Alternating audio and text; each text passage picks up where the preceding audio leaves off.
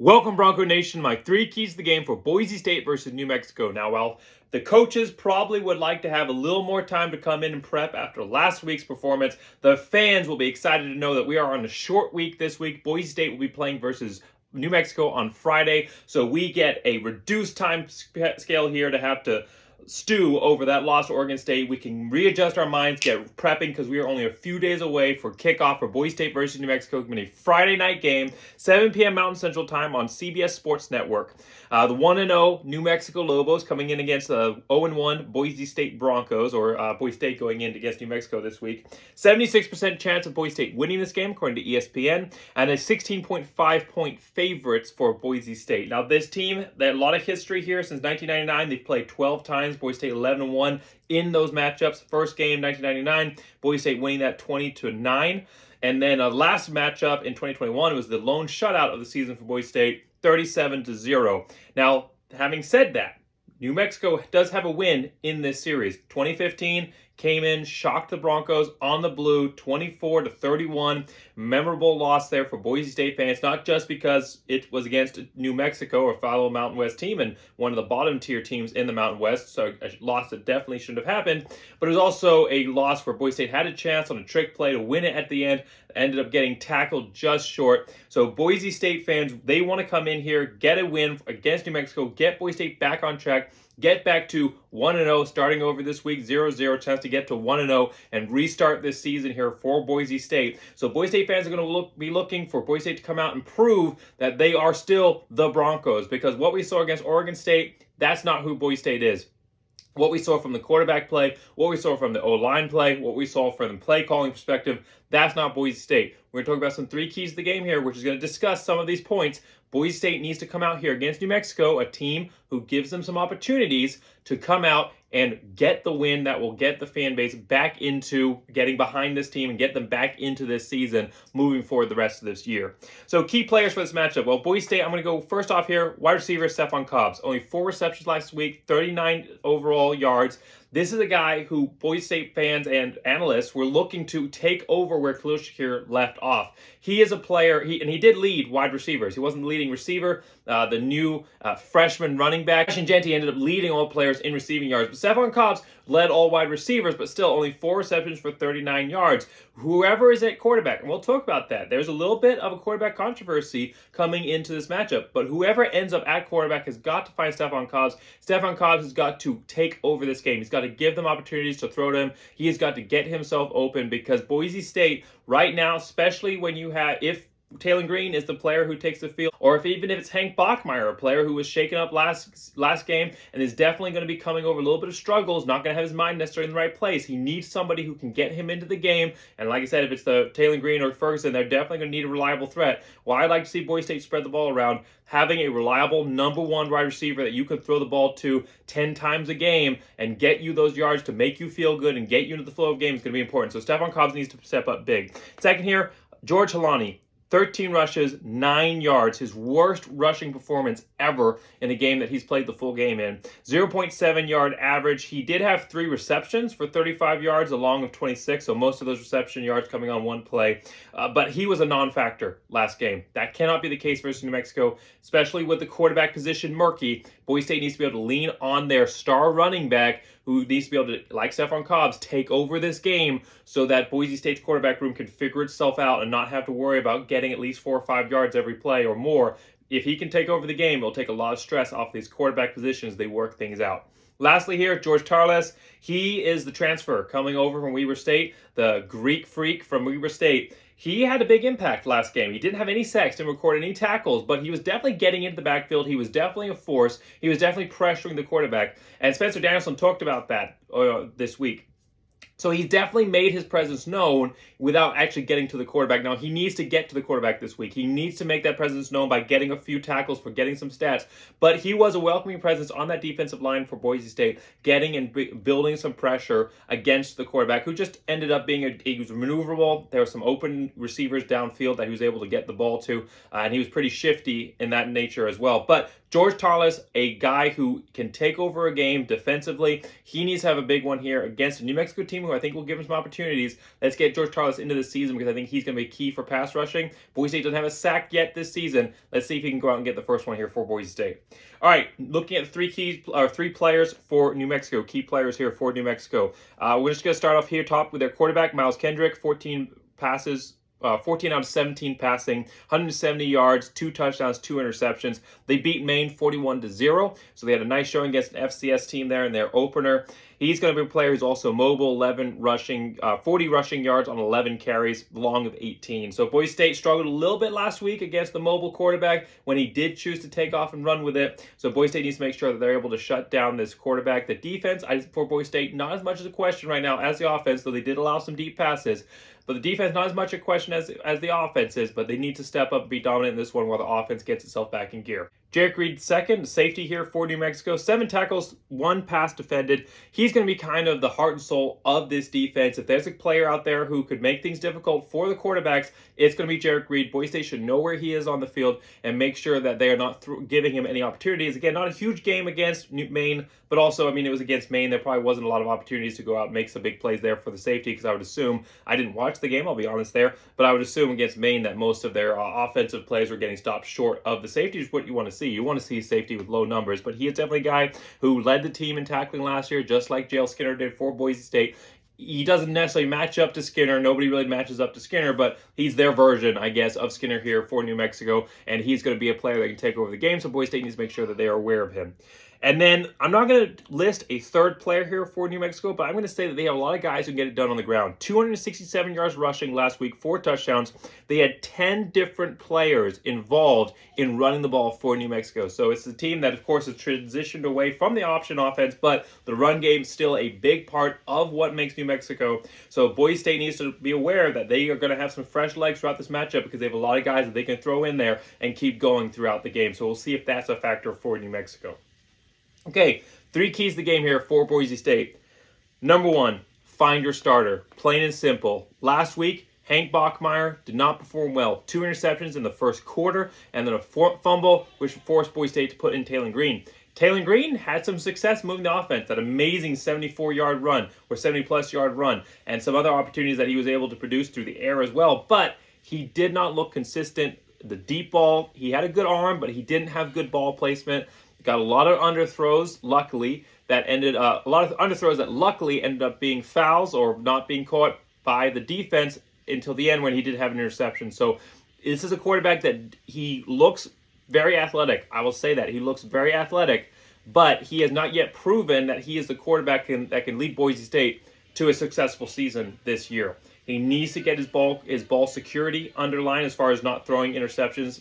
Same can be said for Hank Bachmeier, but this is a quarterback who needs to find out how to throw the ball more effectively, to work on his ball placement, and needs to be able to know how to look for the wide open receiver. There was a lot of times that he missed the wide open receiver because he was looking deep. So find those short intermediate patterns as well. Stop throwing into double coverage and stop underthrowing. So there's a lot of questions here for Taylon Green, but there's a lot of questions here for Hank Bachmeier. So Boise State has some questions here. One of these guys, whoever it is, one of them needs to step up against New Mexico, a defense that should give them some opportunities to get into rhythm, to start trying to test their limits. New Mexico should give them some opportunities, but Boise State needs to find their starter here because Boise State's got New Mexico, and then the next week they're going to have UT Martin, and the week after that UTEP. So it's kind of a nice, smooth stretch, but they need to find, I expect to see at least 2 quarterbacks in this matchup. Regardless of whether Boise State's blowing these teams out or not, I think we could see kind of a little bit of a quarterback competition in this game. Whoever Boise State decides to go with after the end of this game, they need to know that, because the week afterwards needs to be a little bit of a tune-up game against UT Martin, where the quarterback kind of, now that they're a starter, they get their first start, or if it's Hank Bachmeier coming back, gets to start again without any pressure behind him, get themselves under control, and then tune themselves up against UTEP before coming up against San Diego State. They can't be muddling around here over the next few games, because that's going to end in a very long and disappointing season for Boise State fans. They need to find their starter this week, this Friday, against New Mexico. All right, key number 2, compartmentalize. Don't let the mistakes derail you. So whoever gets out there, you're going to struggle a little bit probably. because Hank Bachmeier definitely, he had some issues last week, and he let those interceptions, he let those fumbles, he let everything just derail him. He wasn't looking confident. He wasn't throwing the ball with accuracy, with power. He was just kind of going out there, and you could see the weight of all the mistakes that he made were weighing on him every single play. So when you go out and you make mistakes here, the quarterbacks need to be, and all the players really, but definitely the quarterbacks need to be willing to let it go one play at a time. It's 0-0 the whole game. Just keep moving forward for this quarterback room, because they're never going to find success if they keep letting their past mistakes keep weighing on them. However, this has another impactor as well, because the offense, defense, and special teams all seem to be impacted by the negative performance of the offense. The special teams, you have an amazing kicker here in Dalmas, misses 2 field goals for Boise State.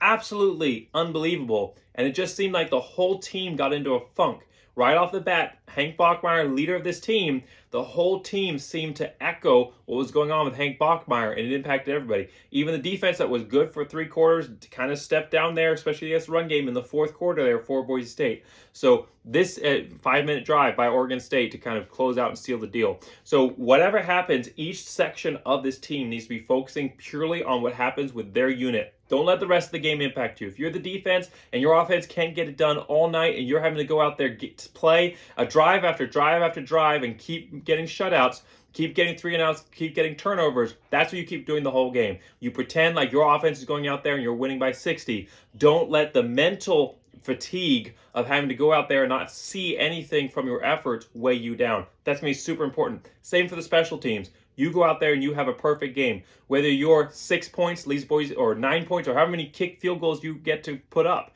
whether the amount of field goals you get to put up has an impact on the game, whether at the end of the day it's just additional stat lines, you go out there and you focus on your craft. And obviously, we've already talked about the offense compartmentalizing their own mistakes. This is a team that right now, we talk about team cohesion. You need to have that, but you also at the same time need to not let your job, your role be impacted by what's going on around you.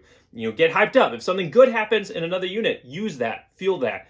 But if something bad's happening on the field, it doesn't matter. You go out there and you do your section of the game. And like I said, compartmentalizing all the way. Don't let the mistakes that you make impact you as well. Okay, third key here. Coach as if your career was on the line. I really think that Tim Plow here, if he does not find success this season, he's going to be gone. I think that you should give coaches at least 3 years to have a chance to show themselves. I think the 3rd year is when you get to truly see what a coach is fully capable of. But Tim Plow has fans absolutely irate. He is making a lot of very interesting, to say the least, play calls and decisions.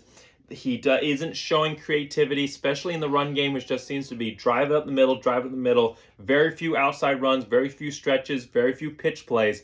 And swapping Holani out for Genti, especially down there at the goal line. I like to see Genti in there. I want to see the true freshman. I think he has something to add to the team, but you've got a star running back here, a player who can take over the game and get stronger as he moves through the game. If you keep taking him out when he doesn't need to come out, you're going to not give him the opportunity to feel out the defense and get that momentum. So there's a lot. I'm not going to go through and critique every aspect here of Tim Plow's play calling, but he needs to play, he needs to coach, he needs to call this game like it is a job performance review, because this is, I think, for the fan base certainly, but I think the head coaching staff has got to be looking at what they've seen so far, and it's questionable, to say the least. Tim Plow has to go out here and coach like he's never coached before. We need to see creativity. We need to see more complex route trees. We need to see something other than up the middle in the run game.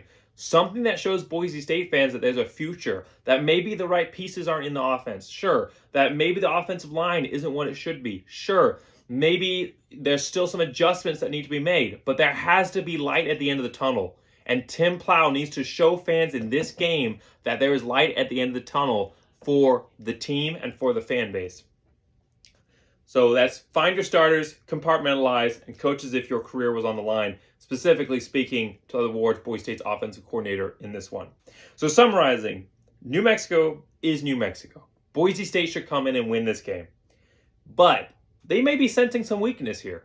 I mean, this is a Boise State team that is struggling, coming off of a loss against Oregon State that wasn't a close loss, and it wasn't a good loss. It was a loss that Boise State absolutely gave the game away.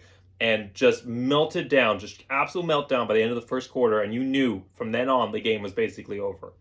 New Mexico might be sensing a chance here to get their first ever home win against the Boise State Broncos. It would be an upset, but you cannot give these teams a chance to smell blood in the water. Boise State's got to come out, establish themselves, prove that they are still Boise State.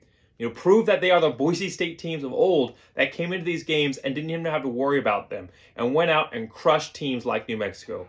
Boise State needs to come in here dominant.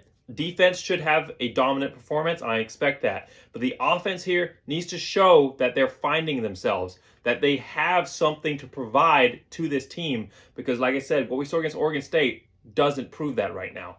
Boise State needs to come in dominant against this Lobos team. Now, this is a New Mexico team that is improving. I won't say that they're good. I think I projected a 3-9 season for them, and that's pretty much similar to what Athlon Sports is saying with a 4-8. So this is not a team that is good, but it's definitely a team that's moving in the right direction. So Boise State, this is a team they should dominate. This is a team they should crush, and they need to do that. However, it's also a team that they can't overlook, and I don't think they're going to. Remember last year when Boise State lost in the season opener against UCF and then came out the next week and just destroyed UTEP? I think we could see something like that. I think Tim Plow is going to sense the criticism, come out with something to prove, and want Boise State to do well. Now, are they going to do as well as they're supposed to? 16.5-point favorites. I think they can, because New Mexico is as bad as they are and the defense is as good as it is for Boise State. I think they should not do as, I don't think they'll do as well as they should against the New Mexico team. This is a team that Boise State, if this was a Boise State team that we're used to, should come up and put 45 plus points on them. However, I don't think that's going to happen. I think Boise State's going to struggle a little bit early on. The running game, I think, is going to show some improvement. I think they'll kind of lean on that a little bit. But I think they'll struggle a little bit early on before closing it out in the second half against a depleted New Mexico team. So I think Boise State will win this. I think they'll win it handily. I even think that they're going to make the 16.5 spread. But I don't think that it's going to be as dominant as it's supposed to be for Boise State. And it's going to come away with still some questions that need to be answered. Hopefully, like I said, my keys to the game, we'll get a better idea of who the quarterback for the season is going to be. Probably going to be, I would just assume, based on what we know about Tim Plow, but based on what we saw so far, as far as the depth chart released for Boise State, I would assume that Hank Bachmeier comes out. But if he continues to struggle, Boise State can't let him continue to muddle through these games. Boise State's got to find their starter for the future. If that's Hank Bachmeier, if that's Taylor Green, someone has to step up and be the quarterback for Boise State for this season and beyond. So hopefully that gets decided here. I think part of that struggle, part of that process will play out with Boise State not being as dominant as they should early on. So I'm going to predict Boise State 38, New Mexico 16. That's my final score prediction. Boise State 38, New Mexico 16. Good defensive performance, an offense that gets there in the end, and we'll see how many questions get answered in this one. Thanks so much for watching. Make sure you like and subscribe. Make sure you follow me on Twitter. Make sure you follow my channel. I'm going to be having Boise State content coming out all season, 3 keys of the game and game reviews. I'm incredibly excited here for Boise State to come out, get that first win of the season against New Mexico. Friday can't come soon enough. Need to wash this sour taste away. Let's go Broncos. And as always, go Big Blue!